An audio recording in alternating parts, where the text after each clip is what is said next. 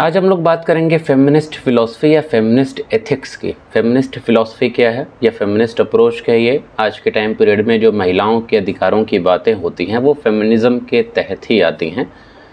इस फेमिनिज़म का अलग अलग दौर रहा है जहाँ पे सारी बातें, सारी एक्टिविटी, सारे अधिकार महिलाओं पे जो है फोकस्ड होते हैं। इसका एक बेहतर रास्ता भी है, लेकिन इसके गलत इस्तेमाल भी दिखाई देते हैं। कई लोग फेमिनिज़म की आड़ में कई सारी चीज़ें ऐसी कर जाते हैं जो समाज को बेहतर बनाने के बजाय उल्टी हो जाती हैं। हालांकि फेमिनिज़म इमर्ज क्यों हुआ? बेहतर समाज देने के लिए, महिलाओं को एक बेहतर स्थिति देने के लिए, महिलाओं को एक इक्वल स्टेटस देने के लिए। तो ये फेमिनिज़म बेसिकली है क्या, वो हम लोग समझने की कोशिश करेंगे। इसके अलावा इसके क्रिटिसिज्म भी देखने की कोशिश करेंगे, क्योंकि क्रिटिसिज्म भी आजकल इसका बहुत ज़्यादा होता है। तो फेमिनिस्ट फिलॉसफी बेसिकली जो भी रीति रिवाज से कनेक्टेड महिलाओं को लेकर धारणाएं थी, जो भी ट्रेडिशनल फिलॉसफीज़ रही महिलाओं को लेकर, चाहे वो धर्म से ही जुड़ी हुई क्यों ना हो, उन सब को ये क्वेश्चन करती है और महिलाओं के लिए इक्वालिटी का एक रास्ता बनाने की बात करती है। वो मोरल इक्वालिटी हो, सोशल इक्वालिटी हो या फिर पॉलिटिकल इक्वालिटी ही क्यों ना हो। अलग अलग इसके कुछ मेन कॉन्सेप्ट्स हैं, उसको थोड़ा बहुत एक देख लेते हैं। जैसे कि पैट्रियार्की और जेंडर इनइक्वालिटी के बारे में बात होती है। पैट्रियार्की क्या है? वो समाज जो पितृसत्ता पे आधारित है। अच्छा, दो वर्ड होते हैं, एक पैट्रियार्कल और एक पैट्रीलिनियल। पैट्रियार्कल और पैट्रीलिनियल में डिफरेंस क्या है? वो समाज जहाँ पे पुरुष मुख्य केंद्र में होता है, सारी बातें, सारे कामकाज उस पर आधारित होते हैं, कहीं ना कहीं उनका डोमिनेशन होता है समाज में, वो समाज कहलाता है पैट्रियार्कल। और पैट्रीलिनियल एक समाज होता है। पैट्रीलिनियल का मतलब ये होता है कि जो वंश चलता है वो पिता से चलता है, जो कि जनरली इंडिया में होता है। तो पैट्रियार्कल और पैट्रीलिनियल में ये डिफरेंस है। तो जो फेमिनिज़म है वो पैट्रियार्कल जो सोसाइटी है उसका विरोध करता है कि पुरुषों का डोमिनेशन नहीं होना चाहिए, महिलाओं को भी उतना ही आज़ादी, उतनी ही छूट, उतना ही हर चीज़ में जो है अपॉर्चुनिटी मिलनी चाहिए। जेंडर जो है इक्वल करना चाहिए, ये नहीं कि महिलाएं जो है कमज़ोर होती हैं। क्योंकि बायोग्रामर अगर देखा जाए महिलाओं का, तो पुरुषों की तुलना में महिलाओं की सारी चीज़ें, सारे अंग जो है छोटे होते हैं। ब्लड कम होगा या फिर जो भी आपने सबने सुना है, दिमाग से लेके किडनी तक, लीवर, जितनी भी चीज़ें हैं बॉडी में, तो उसको कई बार लोग इक्वालिटी या इनइक्वालिटी से कनेक्ट करते हैं। तो यहाँ पे बायोग्रामर की बात नहीं हो रही, यहाँ पे जेंडर इक्वालिटी की बात में ये लोग फोकस करते हैं कि इक्वल अपॉर्चुनिटी और इक्वल स्टेटस मिलना चाहिए। ठीक है, तो पैट्रियार्की और जेंडर इनइक्वालिटी, इन दोनों पे इनका एक डायरेक्ट अटैक होता है, जो महिलाओं की बराबरी के अधिकार की बात के लिए है। दूसरी चीज़ केयर एथिक्स को लेके, रिलेशनशिप और इमोशंस के बीच में अगर आप देखें, मान लीजिए पति पत्नी का एग्जाम्पल आप ले लीजिए, तो जनरल जो धारणाएं हैं और जो रिलीजियस एथिक्स है वो यही कहता है कि हाँ, पुरुष कमाने के लिए हैं, महिलाएं घर का कामकाज संभालें। ठीक है, और चूँकि महिलाओं का दिल जो है सॉफ्ट होता है, तो उनके अंदर वैल्यूज़ ज़्यादा होती हैं, तो वो माँ की जो ममता है, बच्चे की जो देखभाल है, वो महिलाएं ज़्यादा बेहतर तरीके से कर पाएंगी। और ये कई सारे थिंकर का भी मानना है। तो बहरहाल ये केयर एथिक्स में ये बेसिकली कहता ये है कि आप इमोशंस जो है, मतलब जो रूल रेगुलेशन बनाए गए हैं उसके बेस पे आप ड्यूटीज़ ना बांटें, बल्कि एम्पैथी के बेस्ड ड्यूटी बांटें। और एम्पैथी बेस्ड ड्यूटी बांटने का मतलब क्या है कि दोनों होमोसेपियंस हैं, तो दोनों में जो बेहतर जैसे पड़ेगा, तर्क के साथ इंसान अपना काम करता रहे। इसके अलावा लिबरल, रेडिकल और सोशलिस्ट फेमिनिज़म क्या है? बेसिकली वही सारी बातें हैं जो आप पॉलिटिक्स में सुनते आते हैं। लिबरल थोड़ा सॉफ्ट होते हैं, रेडिकल बहुत ज़्यादा अति में चले जाएंगे, सोशलिस्ट फेमिनिज़म कलेक्टिव वे में बातें करता है। इसके अलावा इंटरसेक्शनैलिटी, अंतःक्रियात्मकता। अंतःक्रियात्मकता क्या है कि जो कई सारे पर्सपेक्टिव से महिलाओं की जो महिलाओं के साथ गलत कह लीजिए होता है, उस पर फोकस करता है। जैसे कि तो एक तो सीधा साधा धारणा ये बनती है कि हाँ, महिला और पुरुष, तो उसमें पुरुषों को तरजीह दी जाती है, महत्व दिया जाता है, महिलाओं का स्टेटस कम हो जाता है। कई बार ये भेदभाव महिलाओं के प्रति कास्ट के बेस पे भी हो सकता है, रिलीजन के बेसिस पे भी हो सकता है, रेस के बेसिस पर भी हो सकता है। जैसे कि ब्लैक वेमेन जो होती थी, उनके साथ बहुत ज़्यादा भेदभाव किया जाता था सिर्फ़ और सिर्फ उनके कलर की वजह से, और फिर उसमें जेंडर एक अलग, जाहिर सी बात है, रोल अदा करता हुआ दिखाई देता है। तो इस पर भी कई सारे मूवमेंट दिखाई देंगे। इसके अलावा रिप्रोडक्टिव राइट्स, सेकंड जो फेमिनिज्म की वेव आई लगभग वो इसी पर बेस्ड थी। रिप्रोडक्टिव राइट्स का मतलब ये है कि बच्चे पैदा करने की मशीन महिलाएं नहीं हैं। बच्चे पैदा करना है कि नहीं करना है, बच्चा रखना है कि नहीं रखना है, कि अबॉर्शन करना है, ये सारा अधिकार महिला के हक में होना चाहिए, क्योंकि उसकी बॉडी है, उसको पालना है, उसको देखना है, तो उसकी ऑटोनॉमी होनी चाहिए, उसकी स्वायत्तता होनी चाहिए अपने जिस्म पर। ठीक है, कौन कह रहा है? ये फेमिनिस्ट एथिक्स कह रहा है।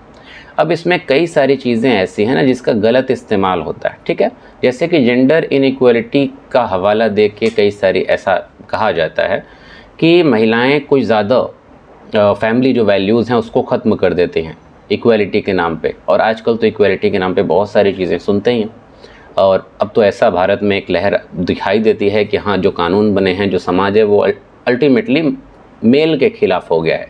महिलाओं को तरजीह देते देते ऐसा हो गया है कि अब पुरुष जो है पीड़ित हो गए। ऐसे कई सारे केस जो है दिखाई देंगे। इसके अलावा रिप्रोडक्टिव राइट्स का भी एक उल्टा असर देखने को मिला कि मेरा जिस्म मेरी मर्ज़ी जैसी चीज़ें आने लगी, हम कुछ ना पहने, ऐसे ही घूमें वगैरह वगैरह, ऐसी चीज़ें दिखाई देने लगी। तो इसमें एक अलग पर्सपेक्टिव जो क्रिटिसिज्म के तौर पे देखा जाता है वो ये कि कहीं ना कहीं फेमिनिज़म अनकल्चर्ड तो नहीं, ऐसा लगता है। तो इसका भी थोड़ा हम लोग एक ओवरव्यू ले लेते हैं। देखिए, एक्चुअली में फेमिनिज़म क्या है? जैसा कि अभी हम बताएं, फेमिनिज़म का मतलब है महिलाओं को भी बराबरी का दर्जा देना, महिलाओं को भी उतना महत्व देना जितना कि मर्दों को महत्व दिया जाता है। और वो महत्व का मतलब क्या है? उनके अधिकारों की रक्षा, उनके अवसरों की रक्षा, उनके डिग्निटी और सम्मान की रक्षा, चाहे वो सामाजिक हो, राजनीतिक हो या फिर आर्थिक हो। और ये सारी चीज़ें कई फेज़ में डेवलप हुई। पहला जो फेज़ डेवलप हुआ, जहाँ से शुरुआत हुई फेमिनिज़म की, वो इक्वालिटी पे बेस्ड था। कहीं ना कहीं जो है महिलाओं को वोट का अधिकार मिले, महिलाओं को संपत्ति में अधिकार मिले। अब जैसे भारत में आप लीजिए, ऋग्वेदिक कल्चर के टाइम पीरियड में महिलाएं बढ़िया से पार्टिसिपेट करती थी राजनीति में, उनको अधिकार होते थे कई सारी चीज़ों में। तो जो शुरुआती फेमिनिज़म है ना, चूँकि अब ये वेस्ट से सारी चीज़ें आई, तो वहाँ से जो शुरुआत हुई, अब जैसे अरिस्टोटल महिलाओं के अधिकारों का घोर विरोधी आदमी, तो वहाँ पे पहला फेज़ इसी पे फोकस कर रहा था कि महिलाओं को भी उतना अधिकार मिलना चाहिए, उनको भी वोट का अधिकार मिले, उनको भी संपत्ति में अधिकार मिले। ऐसे जो पॉलिटिकल कुछ राइट्स हैं उन पर फोकस्ड किया गया।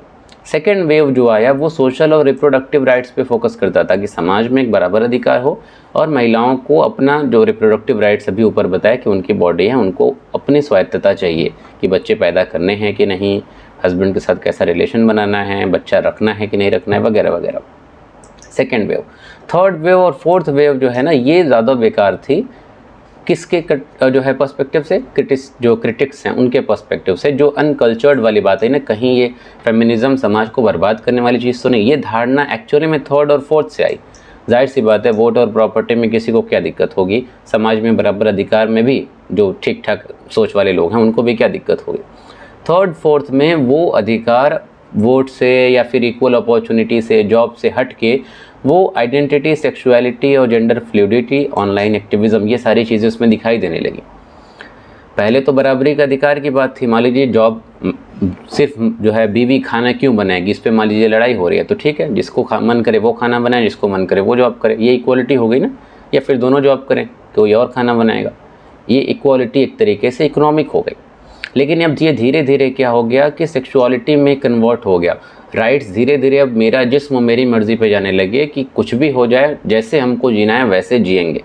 कई बार तो ऐसे केसेस भी आपको दिखाई देंगे जहाँ पे शादी के बाद एक्सटर्नल अफेयर अगर हो रहा है तो महिलाओं का या फीमेल का अगर अफेयर हो रहा है तो उसको जस्टिफाई कर दिया जाता है, मेल कर रहा है तो वो बुरा हो जाता है।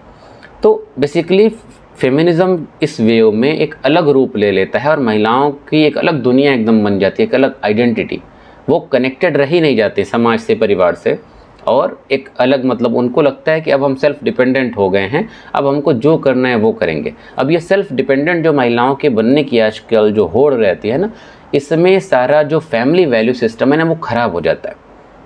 क्योंकि अब रिलीजियस एथिक्स देखिए या फिर जो भी ट्रेडिशनल जो परंपराएं चली आ रही हैं, चाहे भारत में या फिर हिंदुइज़्म, इस्लाम या जितने भी ईस्टर्न रिलीजन है, उसमें आप देखिएगा तो महिलाओं का जो रोल है वो बहुत हद तक जो है दैवीय है। जैसे पति को भगवान माना जाता है, इस्लाम में भी एक शौहर का एक अच्छा खासा दर्जा है, और दोनों का एक प्रॉपर को रिलेशन से रिश्ता जो है चलता है। लेकिन ये इक्वालिटी का जो सेकेंड वेव आया, उसके बाद से जो कॉन्सिक्वेंटली थर्ड वेव जन्मा या पनपा, उसमें महिलाएं सेल्फ डिपेंडेंट होने को एक अलग वे में लेना शुरू कर दी। जब महिलाएं सेल्फ डिपेंडेंट हो गई तो उनको लगा कि अब मेरी ज़िंदगी हमको जैसे जीना है वैसे जिएंगे। वहीं जब पुरुष कमा रहा था तो पुरुष के टाइम पीरियड में उनके मन में ये धारणा नहीं रहती थी कि हम कमाते हैं तो हम अपनी मर्ज़ी से ज़िंदगी जिएंगे। पुरुष के मन में ये होता है कि वो कमा रहा है तो किसके लिए, अपने बीवी बच्चों के लिए, माँ बाप के लिए। ये धारणा जनरली मर्दों में होती है। लेकिन महिलाएं जब फेमिनिज़्म पीक पे पहुंचा और उनको अपनी आज़ादी का जो एहसास हुआ, जो मूवमेंट्स वगैरह चले, वहाँ पे महिलाओं को ये लगा कि अब हम सेल्फ डिपेंडेंट हो गए, हम जो मन में आए वो करेंगे। और आज के टाइम पीरियड में जितनी भी महिलाएं या लड़कियां हैं जो सेल्फ डिपेंडेंट बनना चाहती हैं, उनके पीछे बेसिक जो रीज़न या लॉजिक आप ढूंढेंगे वो यही मिलेगा। कहेंगे कि हाँ सेल्फ डिपेंडेंट रहेंगे, किसी पे डिपेंड नहीं करना पड़ेगा, जो मन में आएगा इंसान अच्छे से करेगा। वो ये नहीं कहेंगे कि हम गलत काम करेंगे, लेकिन उनका पहली सोच यही रहती है सेल्फ डिपेंडेंट बन के हम ये करेंगे, फैमिली की सेवा करेंगे, माँ बाप पति को का ध्यान रखेंगे, बच्चे का ध्यान रखेंगे, सास ससुर का ध्यान रखेंगे। ऐसी धारणाएं कम सुनाई देती हैं, हो सकता है मन में, बट फर्स्ट इम्प्रेशन क्या होता है, वही होता है कि हाँ वो आज़ाद हैं, अब वो कुछ भी कर सकती हैं। तो उस आज़ादी की वजह से वो समाज और जो फैमिली सिस्टम है ना, जो ईस्टर्न रिलीजन में हो, चाहे इस्लाम, हिंदुज़म या फिर इंडियन जो ट्रेडिशनल सिस्टम है, उसके खिलाफ जाते हुए दिखाई देता है। इसलिए इसको कहीं ना कहीं अनकल्चर्ड माना जाता है। अब सोशल मीडिया, इंस्टाग्राम देखिए, सेक्सुअलिटी क्या है, राइज कर रही है फेमिनिज़म के नाम पे। वहाँ पे बहुत सारे ऐसे इन्फ्लुएंसर्स मिलेंगे, एक जो है उर्फ़ी जावेद है और कई सारे ऐसे लोग हैं, तो वो क्या है, फेमिनिज़म का ही इस्तेमाल करते हैं कि हाँ मेरी बॉडी है, मेरी मर्ज़ी, हम कुछ भी ना पहने। फिर कहेंगे कि हाँ मर्दों से क्या, आप अपनी आँख बंद कर लीजिए, आपको क्यों देखना है। तो सोशल मीडिया पे वो पोस्ट क्यों करते हैं। ऐसे एक पॉडकास्ट हो रहा था, वहाँ पे एक महिला या लड़की थी, उसने कहा कि हम अपनी मर्ज़ी से डालते हैं, जो है हमको खुशी मिलती है, सिर्फ अपने लिए डालते हैं, हम ये नहीं सोचते कि दूसरे लोग क्या सोचेंगे, दूसरे को अच्छा लगाने के लिए नहीं डालते हैं। तो उसमें पॉडकास्टर ने जो था उसने बोला कि ठीक है तब अकाउंट प्राइवेट कर दीजिए। तो उसके पास कोई जवाब नहीं था। वो एक्चुअली में लड़कों को दिखाने के लिए ही डालते हैं ना, और फिर कहेंगे कि तब आँख क्यों नहीं बंद कर लेते। ये क्रिटिक्स जो है अपने पॉइंट ऑफ व्यू रखते हैं। ये लास्ट वाला जो पॉइंट है इससे तो हम भी सहमत करते हैं। बहरहाल, तो इन सब चीज़ों की वजह से ऐसा क्या माना जा सकता है कि फेमिनिज़म अनकल्चर्ड है। तो इसके कुछ पॉइंट्स देख लेते हैं।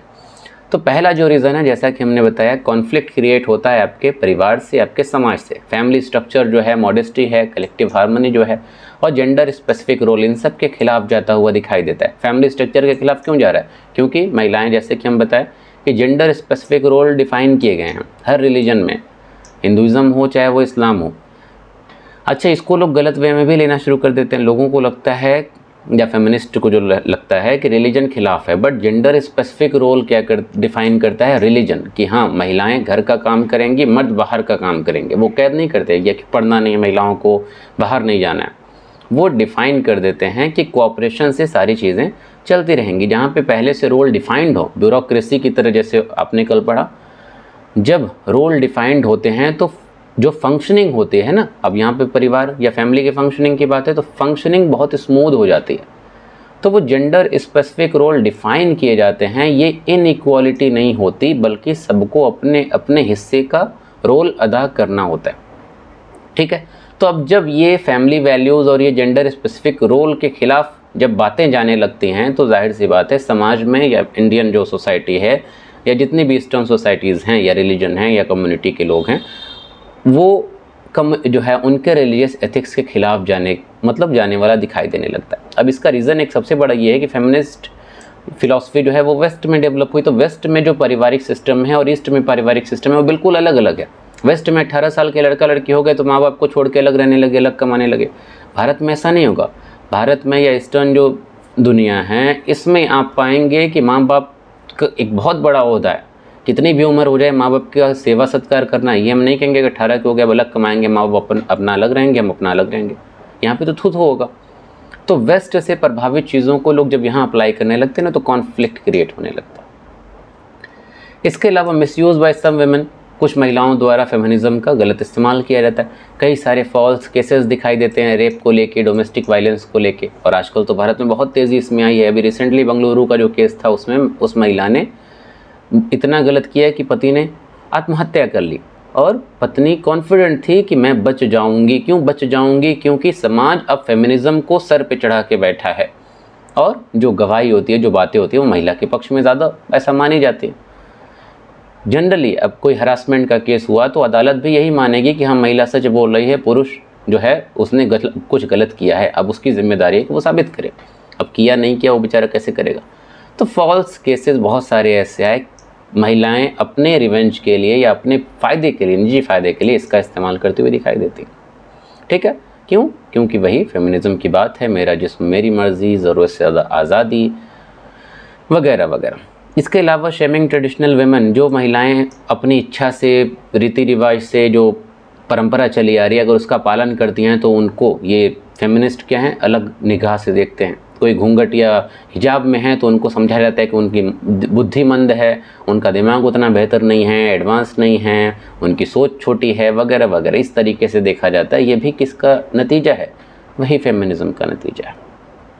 इसके अलावा रिजेक्शन ऑफ रिलीजन का डायरेक्ट रिजेक्शन किया जाता है। जो भी फेमिनिस्ट लोग होते हैं, चाहे जो है किसी भी धर्म से बिलोंग करते हैं, वो मानते हैं कि हाँ हमारे धर्म ने, या सामने वाले को धर्म को कोसते हैं कि इसने महिलाओं को रोका हुआ है, चाहे वो इस्लाम हो, हिंदुज़म हो या कोई भी रिलीजन हो। ऐसा कहा जाता है कि इन रिलीजन्स ने महिलाओं को दबा के रखा है। बट एक्चुअली में ये रिलीजन जो हैं वो महिलाओं का स्पिरिचुअल रोल देते हैं। जैसे हिंदुज़म में महिला को देवी माना जाता है, ठीक है, ऐसे इस्लाम में माँ के कदमों के नीचे जन्नत महिला है, और बेटी जब पैदा होती है तो उसको माना जाता है कि रहमत आई है, यानी कि बेटे के पैदाइश से बेहतर बेटी की पैदाइश मानी जाती है। तो महिलाओं का जो रोल धर्म के हिसाब से वो कहीं ना कहीं स्पिरिचुअल है। इसीलिए कहा जाता है कि अगर अच्छी नस्लें चाहिए तो माँ अच्छी होनी चाहिए। बाप से नस्ल नहीं बनती, माँ से बनती है, क्योंकि माँ की वैल्यू ज़्यादा मायने रखती है। लेकिन अब फेमिनिस्ट जो हैं वो इसको अलग वे में लेकर आते हैं और कहते हैं कि ये सिर्फ़ और सिर्फ जो धर्म हैं वो महिलाओं पर जुल्म करते हैं, इसलिए वो जो भी रिलीजियस प्रैक्टिस हैं उसका मजाक उड़ाते हैं। तो ये भी कॉन्फ्लिक्ट क्रिएट हुआ, इस तरीके की चीज़ें। इसके अलावा promotion of sexual freedom and over responsibility, sexual freedom की आज़ादी की बात की जाती है। ये भी क्या है, रिलीजियस एथिक्स के अगेंस्ट जाता है। रिलीजन क्या कहता है कि सेक्सुअल डिसिप्लिन होनी चाहिए, एक कंट्रोल होना चाहिए इंसान के अंदर, क्योंकि ये वर्च्यू है, ये सद्गुण है। लेकिन फेमिनिस्ट जो आइडियोलॉजी है वो कहती है नहीं, लिव इन रिलेशनशिप में रहो, साथ रहो, जमी तो जमी, नहीं जमी तो ठीक है, ख़त्म कर देते हैं, शादी करने की क्या ज़रूरत है।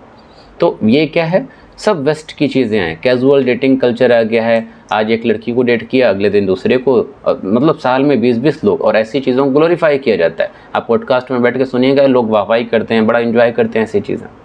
काम हो रही है कहाँ से हो रही है? फेमिनिज़म से।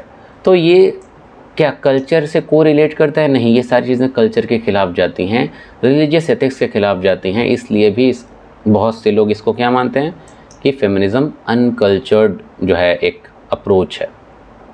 ठीक है, अब कुछ रियल लाइफ इम्पैक्ट देख लेते हैं ईस्टर्न जो है वर्ल्ड में। जैसे इंडिया में अगर देखा जाए तो इंडिया में फेमिनिज़म का असर ये हुआ कि जो फॉल्स केसेस हैं महिलाओं की तरफ से पुरुषों पे वो बहुत ज़्यादा लगाए गए। इसके अलावा जो फीमेल हैं उनके अंदर क्राइम रेट बहुत ज़्यादा बढ़ा, मतलब उनके अंदर इन द सेंस कि महिलाओं के द्वारा पुरुषों के खिलाफ।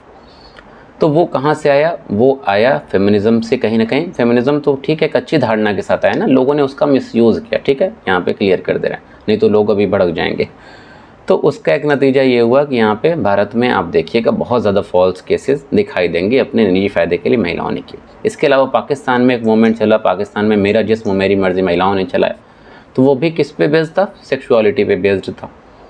चाइना में भी ऐसे ही चला, जापान में। अच्छा, जापान का तो ऐसा हुआ कि इस फेमिनिज़म की वजह से शादी में बहुत गिरावट आई, बच्चे पैदा होने में बहुत गिरावट आई। अब तो जापान जो है पॉलिसीज़ लेके आ रहा है, लोगों को छुट्टियां दे रहा है 4-4 दिन की कि आप घर जाइए, एंजॉय करिए, बच्चे पैदा करिए ज़्यादा से ज़्यादा, क्योंकि बच्चे की तादाद बहुत कम हो गई।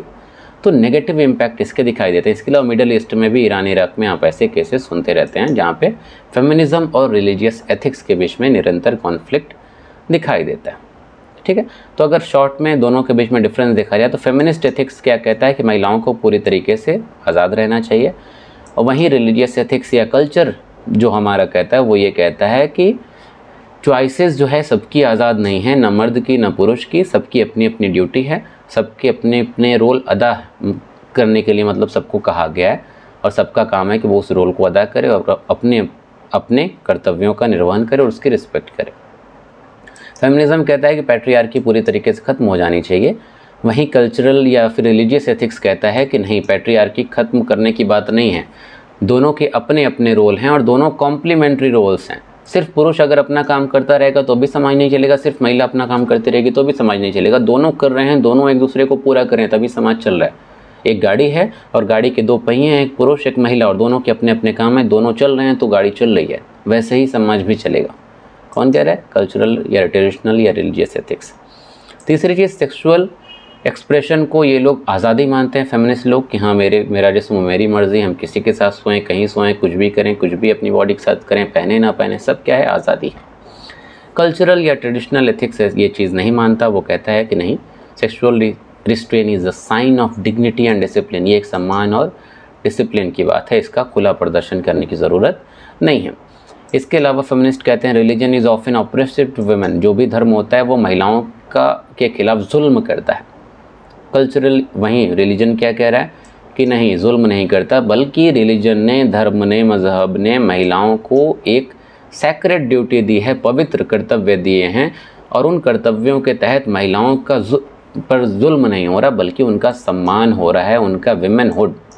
एक जो महिला को हम महिला मानते हैं ना, जैसे कि एक लड़का सिगरेट पीता है तो हम लोग उतना बुरा नहीं बोलते, एक लड़की पीती है तो हम लोग बहुत बुरा मानते हैं। अब बुरा मानने की ये बात नहीं है कि हम लोग बराबरी का हक नहीं देना चाहते। जनरली जो धारणा होती है ना कि एक लड़की सिगरेट पीती हुई दिखे तो लोग थू थू कर देंगे, एकदम अफसोस करते हैं, वो ये कि महिलाओं को एक देवी की तरह या एक बहुत पवित्र और अच्छा माना गया, और जब एक बहुत अच्छे इंसान जब कुछ गलत हरकत करता है ना तो अफसोस ज़्यादा होता है। तो ये संदर्भ आता है, लेकिन लोग इसको गलत वे में लेके जाते हैं। ठीक है, तो सॉल्यूशन क्या है?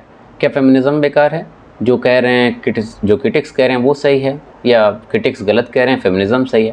तो उसका सॉल्यूशन ये है कि हमें फेमिनिज्म को ख़त्म करने की ज़रूरत नहीं, बल्कि फेमिनिज्म को रिफॉर्म करने की ज़रूरत है। महिलाओं को बराबर जो है हक मिलना चाहिए, जहाँ पे मतलब हर पॉलिटिकल वे में हो, सोशल वे में हो या इकोनॉमिक वे में हो, उनको पूरा राइट्स, पूरे जो है इक्वलिटी के राइट्स और सपोर्ट उनको मिलना चाहिए, बिना फैमिली वैल्यूज़ और सिस्टम को डिस्ट्रॉय किए हुए। और इसके अलावा इक्वलिटी को बढ़ाना चाहिए बिना इस सोच के कि मर्दों को गिराना है। फेमिनिज़म वाले क्या करते हैं कि अपनी इक्वालिटी के चक्कर में मर्दों को एकदम रिवेंज के तौर पे वो जाहिर करने लगते हैं, जैसे बदला लिया जा रहा है सदियों का। तो बदला लिए बिना इक्वालिटी को बढ़ावा देना चाहिए। इसके अलावा embrace independence without mocking religion. अपनी आज़ादी की भी बात करें, लेकिन बिना किसी कल्चर, बिना किसी रिलीजन को जो है बदनाम किए या बुरा कहे हुए। Empower women without promoting cultural breakdown. Culture को बर्बाद किए बिना महिलाएं अपनी शक्ति का विस्तार करें, और सिर्फ महिलाएं क्या बल्कि पुरुषों का कर्तव्य है। और धीरे धीरे जो वुमेन रिप्रेजेंटेशन है पॉलिटिक्स में, वो भी आप देखेंगे कि बढ़ता हुआ दिखाई देता है। महिलाएं अब जॉब करती हैं, जो रोल है वो भी कहीं ना कहीं अब बहुत डिफाइंड नहीं है, बहुत सारे रिफॉर्म्स हो चुके हैं। तो एंटी फेमिनिज्म होने की जो है, फेमिनिस्ट होने की ज़रूरत नहीं है, बल्कि फेमिनिज्म को प्रॉपर वे में रिफॉर्म करने की ज़रूरत है। जिस मकसद के साथ फेमिनिज्म शुरू हुआ, उस मकसद के तहत इंसान अगर जाए तो ठीक है, लेकिन जो थर्ड और फोर्थ वेव आई वो फेमिनिज्म एक्चुअल में नहीं है, वो समाज को बर्बाद करने का रास्ता है मेरे हिसाब से भी।